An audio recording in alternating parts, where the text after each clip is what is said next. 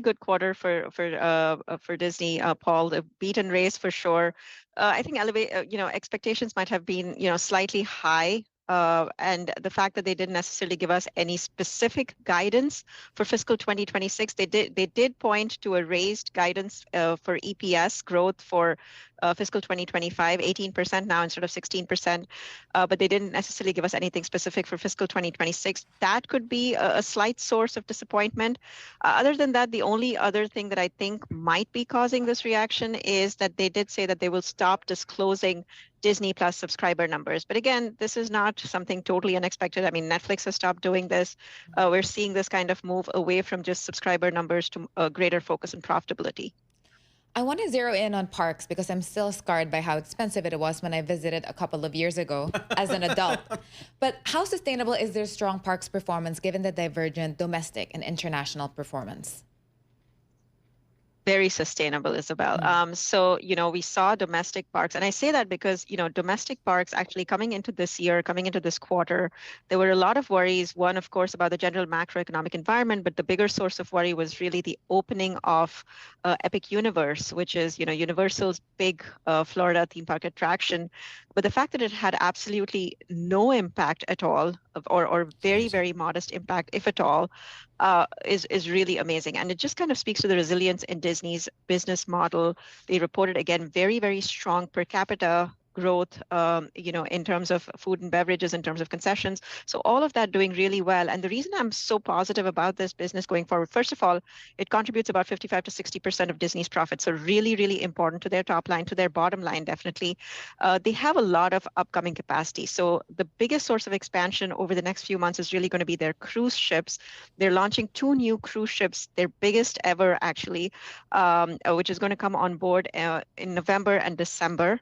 One of them sets sail from Asia, and that basically takes the number of cruise ships to 8 cruise ships, effectively kind of doubling their capacity in a span of just maybe 2 to 3 years. So that is going to really buoy, both top line and bottom line going into 2026.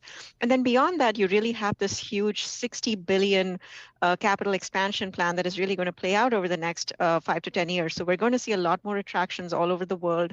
We're going to see that new Abu Dhabi park come out. So there is really a lot of, sustained momentum that we can expect at the parks going forward.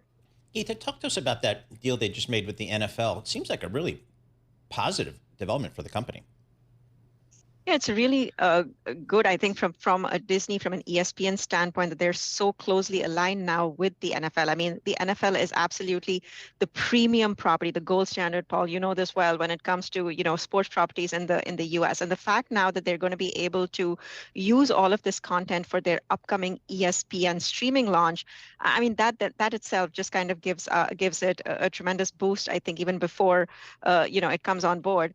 So it's great for the product. It's also great from a strategic standpoint because the NFL is obviously one of the most important sports properties, and this really gives them access, or it at least definitely gives them a little bit of an advantageous position compared to, let's say, an Amazon or a Netflix or an Apple if they want to ever outbid, the current media partners.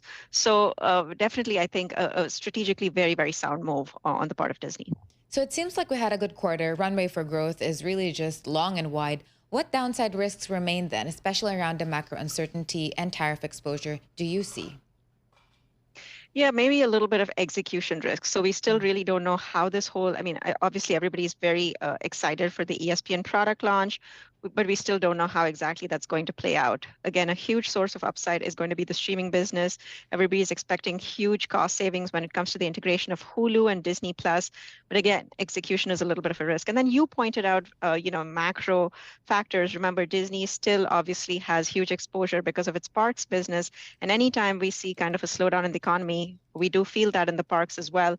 And of course, advertising also. So, they do have a substantial exposure to advertising because of their TV networks business. So there again, we can see a little bit of an impact. But overall, as it stands right now, the business seems to be in really good shape. All right, here the problem childs, though, are the broadcast networks and the cable networks. What, just because of cord cutting, they're just declining businesses. What's the company saying about what they're going to do with those businesses? They haven't said anything explicitly, Paul. So a few years ago, this idea was floated that maybe they kind of spin off ABC, their broadcast network. Maybe they spin off their linear cable channels. All of that, noise has kind of quietened down. Bob Iger basically said, no, no, no, we need these businesses. They're all kind of integral to the whole Disney story. So we haven't heard anything recently. That being said, just this whole deal with the NFL kind of taking an equity stake, it almost seems like they are prepping for ESPN and maybe ABC to kind of go solo. Remember, Bob Iger only has a few more months left. So the end of 2026, he leaves Disney. Or at least that's what he says. Yeah, we think. And I really think he kind of wants to get this deal done. So to separate ESPN, because it's not really core to the rest of the Disney properties. But again, it's a little bit of a wait and watch, but nothing explicitly, stated from Disney management about what they want to do with the linear piece of the business. So ESPN is getting a fresh spin with an August 21 launch. It will be $30 a month for the new streaming app. What do you make of that price? You think people will pay up for it, or is that steep? It's a high price point. There's no doubt about it. I think most people were kind of expecting somewhere in the $23 to $25 range. That said, we just ran a survey actually at Bloomberg Intelligence, and what we found is that there's actually a lot of interest in this product. So we think that the uptake will be fairly strong, and the uptake not so much as a standalone product, but when you bundle it with Disney Plus and Hulu. So they are running a pretty attractive promotion. So for the first year, you can get Disney Plus, Hulu, and ESPN. At a $30 price point, which seems like really good value. So I think we're going to see a lot of people come in initially through the bundles, at least.